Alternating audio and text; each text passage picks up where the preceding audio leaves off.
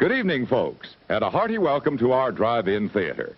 We have a wonderful evening's entertainment lined up for you, one that will provide several hours of pleasurable relaxation and diversion for you and your family.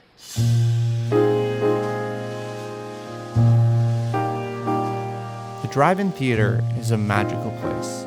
Sure, it's uncomfortable, has a tremendous amount of bugs, has some of the worst popcorn money can buy, terrible visual and audio quality, but somehow I find myself there every weekend in the summer.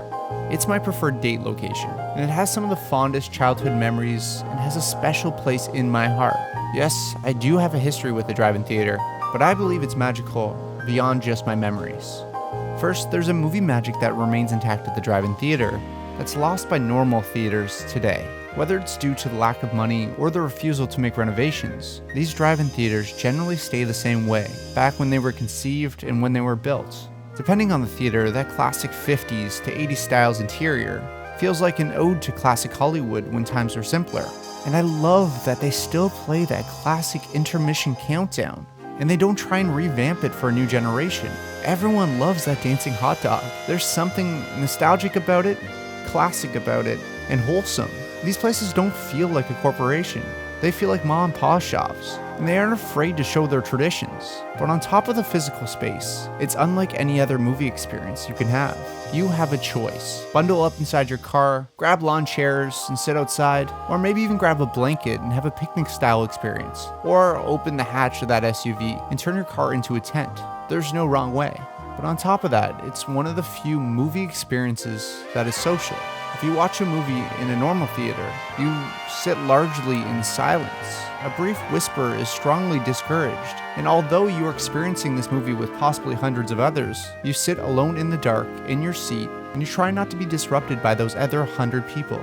This movie is for you, and it's all about experiencing that movie in the best possible scenario. At the drive-in, it's actually the exact opposite. Like I said, you have a choice. Be as social or as antisocial as you'd like. You can literally choose to have a conversation with anyone around you, and you aren't scolded by fellow moviegoers. And if you sit in your car with the windows up, you can literally yell at the screen without bothering other people. Whether you are with a group of friends or with your partner, you have a choice to be social during the movie, and it changes the experience. This is why it has become the only place I will watch bad movies.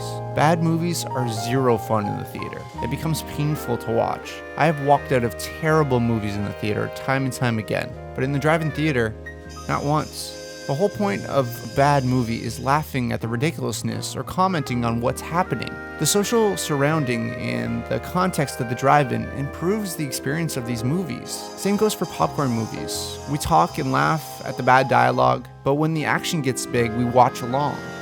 That's why when my wife and I go to the drive-in, it's not usually which movie do we want to see, but which movie haven't we seen yet, because it doesn't really matter what you watch. At the drive-in theater, when your company is good and you're having a good time, the movie isn't the sole purpose. It's just part of the experience. So you're lucky enough to have a drive-in close to you? And do you love the drive-in as much as I do?